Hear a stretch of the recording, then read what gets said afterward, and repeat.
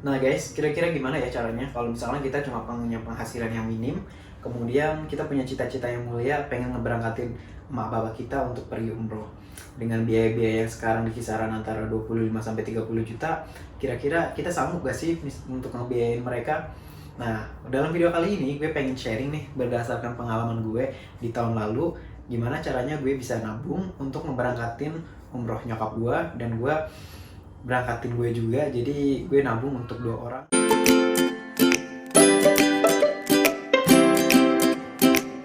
Hai guys, balik lagi di channel gue M. Bahtiar, channel yang akan membahas seputar dunia entrepreneurship, financial, management, dan tentunya education. Dan untuk video kali ini gue dedikasiin untuk emak gue, keluarga gue, teman-teman dekat gue, dan semua orang-orang yang selalu support gue dari kapanpun dan dimanapun dan dalam situasi apapun. Nah guys, pada video kali ini gue bakalan ngasih tips gimana caranya nabung dengan penghasilan dan pendapatan yang mungkin minim, tapi kita bisa berangkatin umroh orang tua kita, terutama mungkin ibu kita. Nah guys, dalam video kali ini gue bakalan sharing teknik dan tipsnya yang akan kalian simak di video ini. So, ikuti terus video ini ya guys.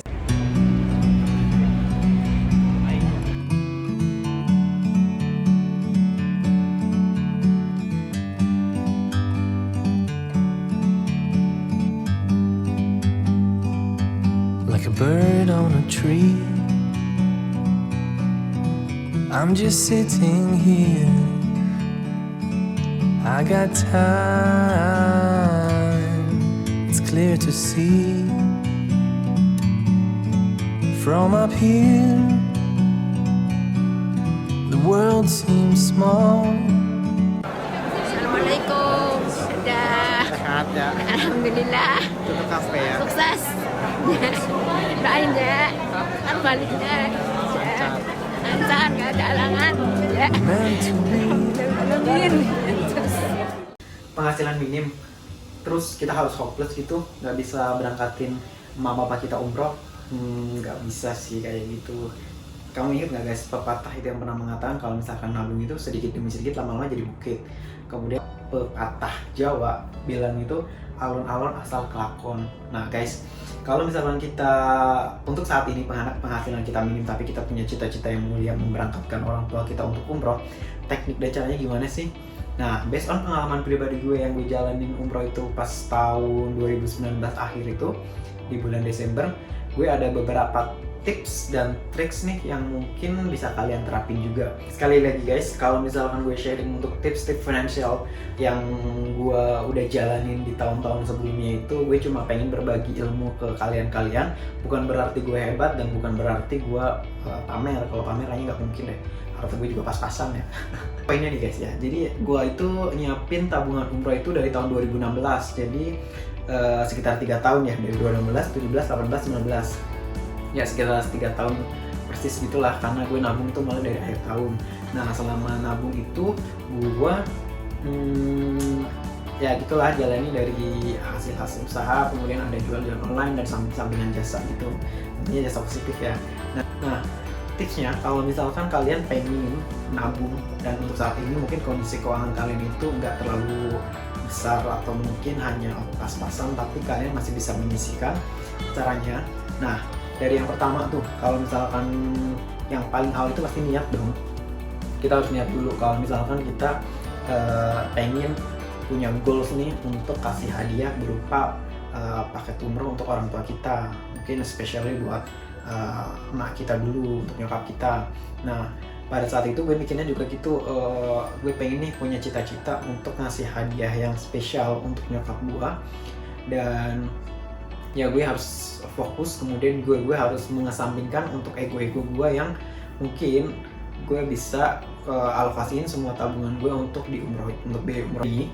Kalau misalkan kita pakai persentase untuk penghasilan kita yang udah dibagi-bagi, yang pertama tentu untuk kebutuhan yang utama, kemudian kedua untuk cicilan-cicilan atau biaya-biaya kosan gitu, kemudian yang ketiga untuk sosial, dan keempatnya itu untuk tabungan dan dana darurat. Nah dalam case yang kita ini, misalnya kita fokus untuk umroh, kita fokus tabungan itu diperbesar untuk umroh itu. Misalkan target kita berapa, pada tahun 2016 itu gue ngelihat biaya paket umroh itu sekitar 20 juta per orang. Nah itu masih kotor ya, belum ada misalnya handling, visa, handling, visa, paspor, sama suntik meningitis. Nah kalau misalkan tahun 2020 itu 20 juta, kemudian itu yang standar. Kemudian pada tahun 2016 itu 20 juta. Kemudian tahun 2019 ini waktu gue berangkat itu udah naik sekitar 23 sampai 25 juta untuk yang paket standar itu.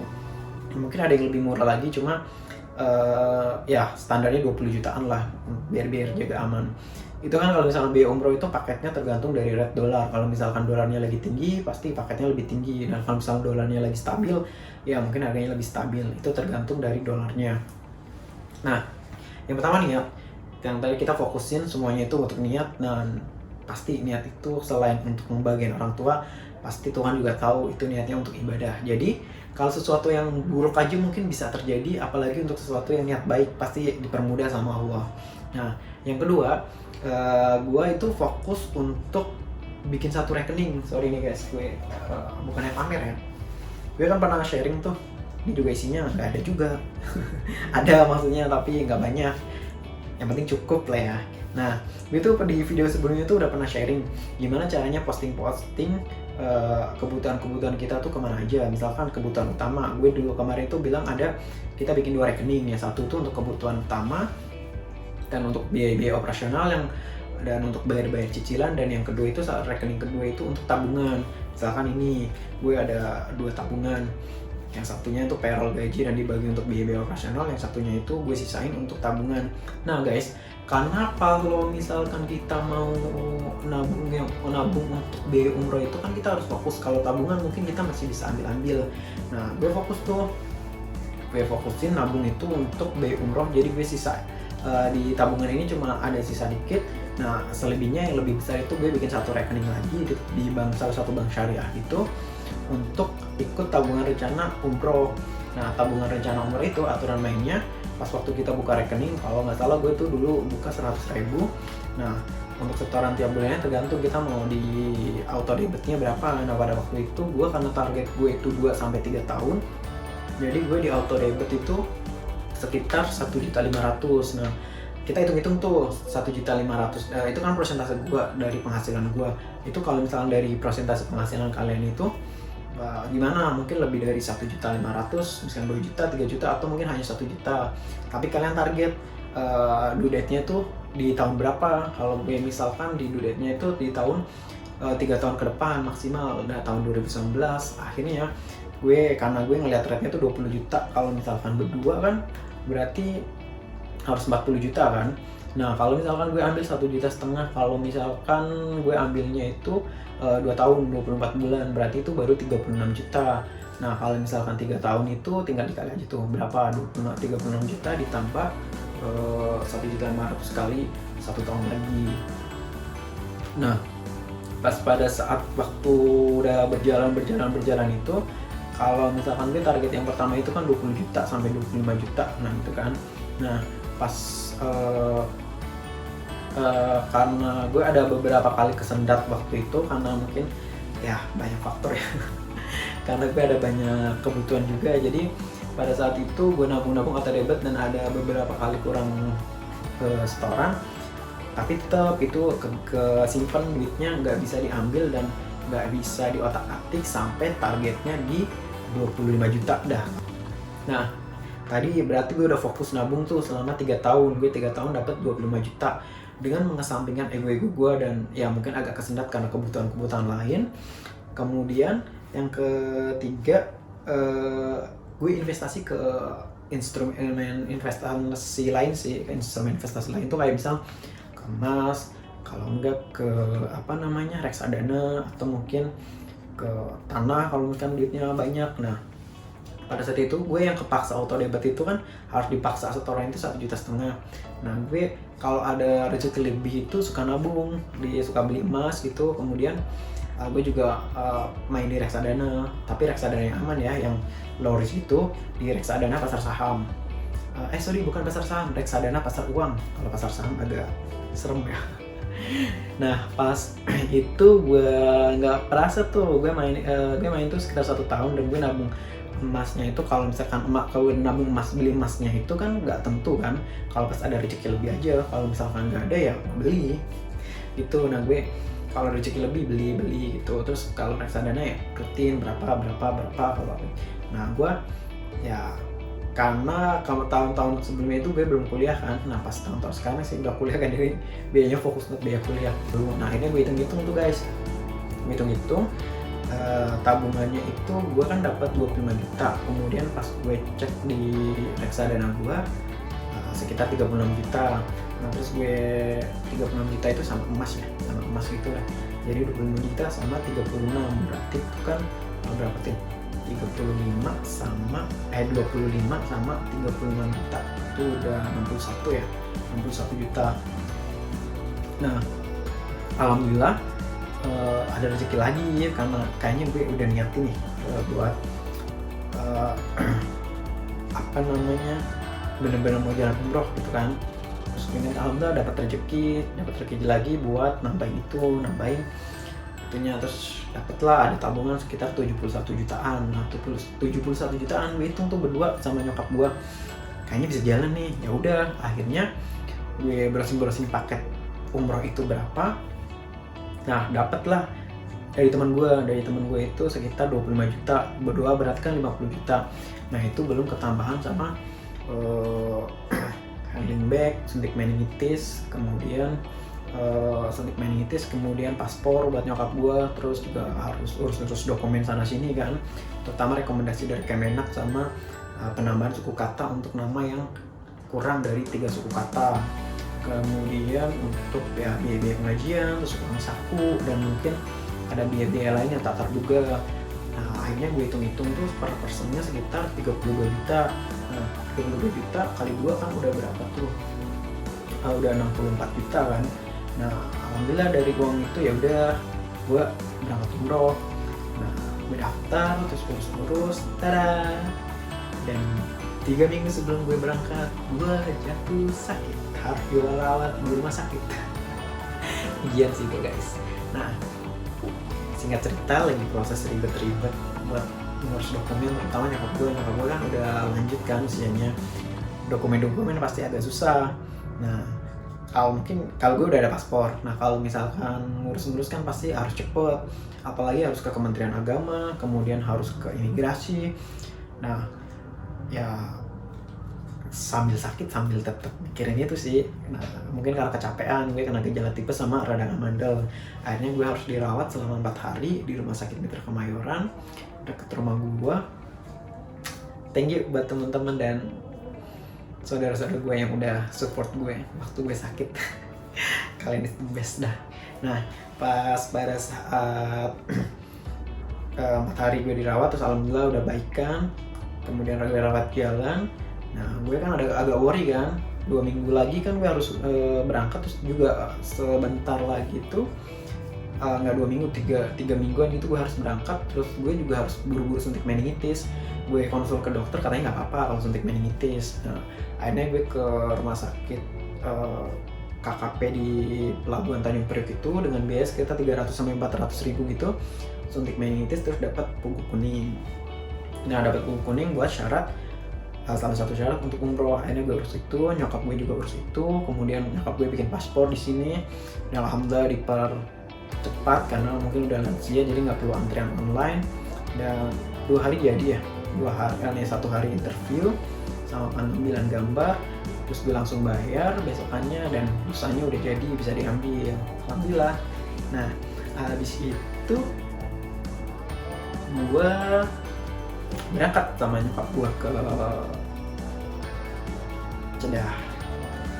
Dan tipsnya tadi udah 3 ya, jadi gue sambil cerita nih guys perjalanannya tuh harus kayak gimana. Pertama niat, kedua nabungnya itu pakai tabungan rencana. Nah tabungan rencananya ini yang dipaksa untuk auto debit. Nah yang ketiga itu nabung dengan cara yang lain. Nah nabung dengan cara lain itu yang tadi, kayak misalkan kayak beli emas, kemudian mungkin nabung di tabungan biasa juga bisa. Cuma kan kadang kalau misalnya tabungan biasa tuh kita suka gatel kan, pengen ngambil lah sama kayak. Nah kemudian kita nggak kayak gue, kalau misalnya gue pribadi nih beli reksadana. Nah pas singkat cerita, kalau misalnya udah diurus-urus semuanya gitu, kemudian gue juga udah nyiapin syarat-syaratnya, udah nyiapin fitnya, alhamdulillah kita berangkatlah ke Saudi dengan pesawat yang udah gue impiin dari bertahun-tahun lalu guys. Tau nggak pesawatnya apa?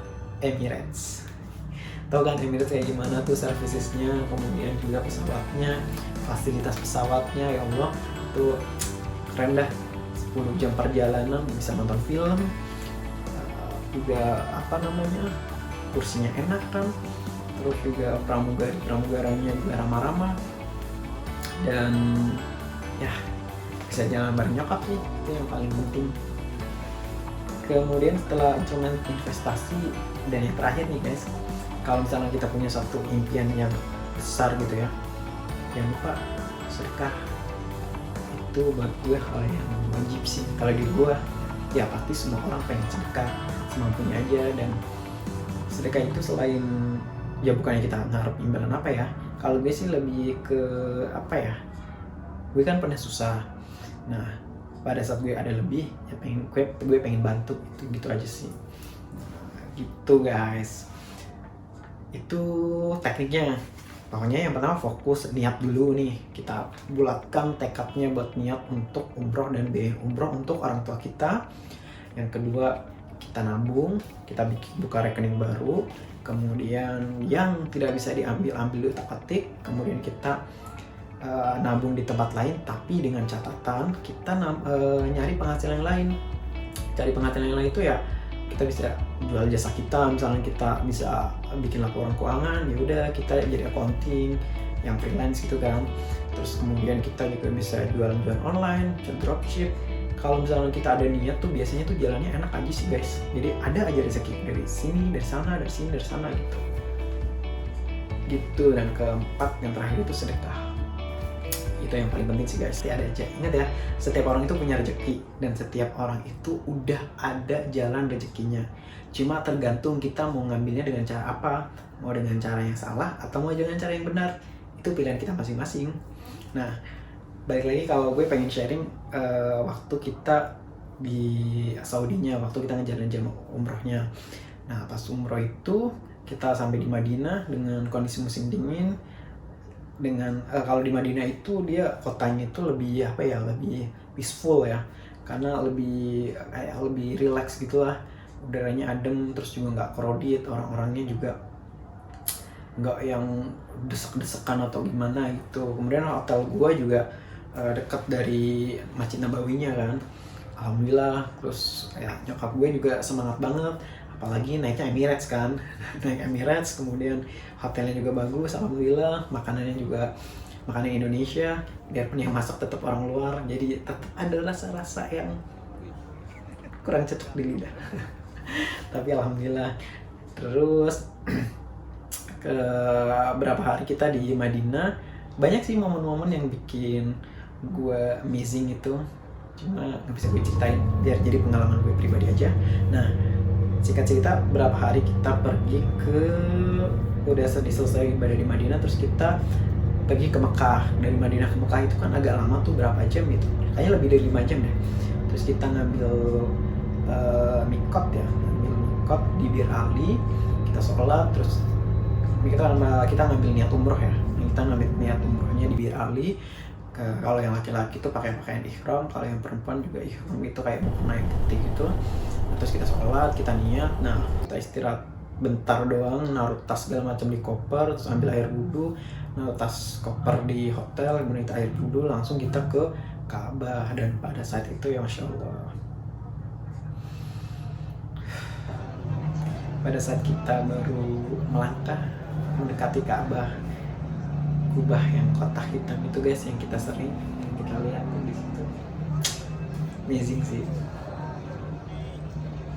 Ada rasa nangis, haru sambil kita baca doa dan kita bersolawat. Kemudian juga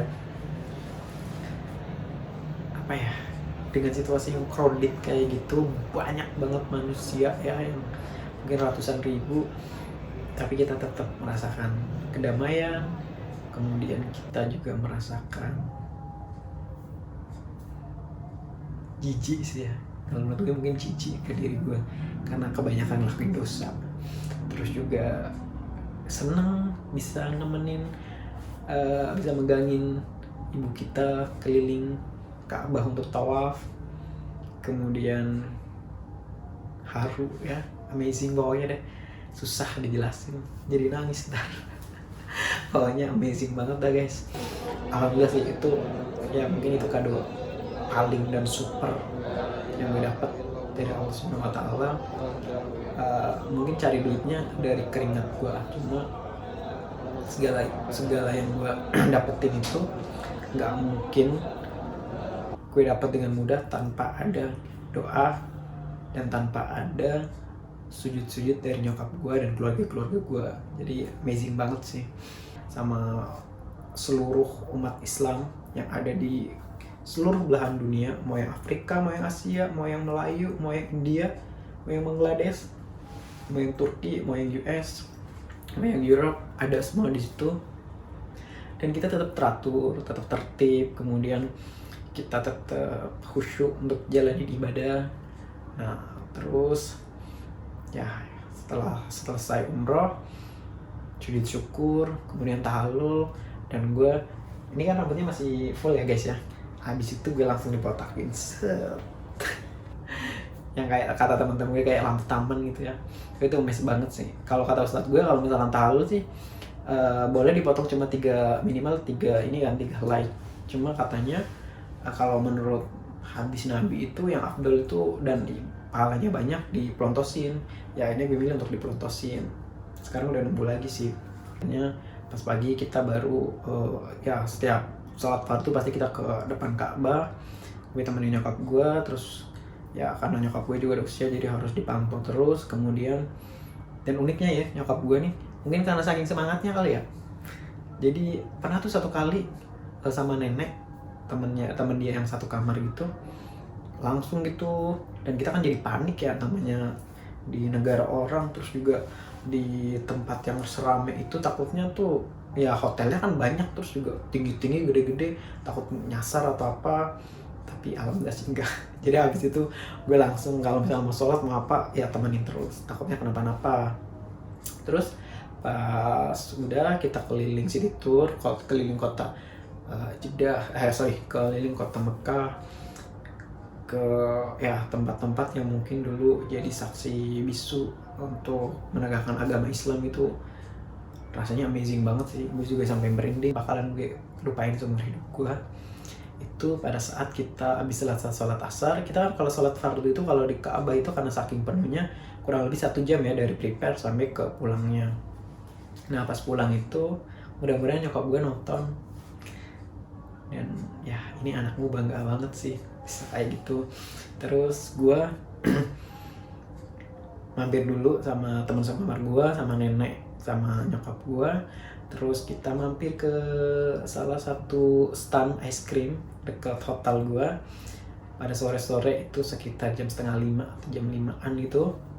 Duduk sebentar, terus gue ngajak mereka ke stand es krim itu depannya, terus gue beliin mereka es krim. Dan ya kita bisa makan es krim bareng di gak jauh dari Ka'bah.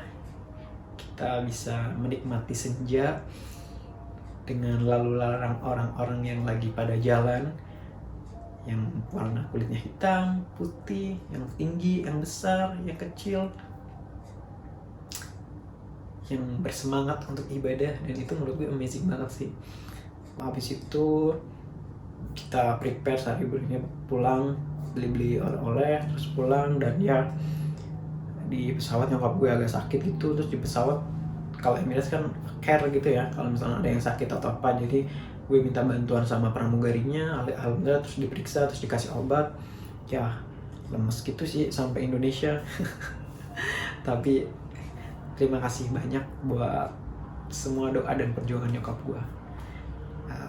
Gue bangga banget sih jadi anak nyokap gue, dan mudah-mudahan nyokap gue sehat selalu, dan semua kado-kado yang dikasih sama Allah itu gue yakin itu jadi payah dan keringat dari nyokap gue.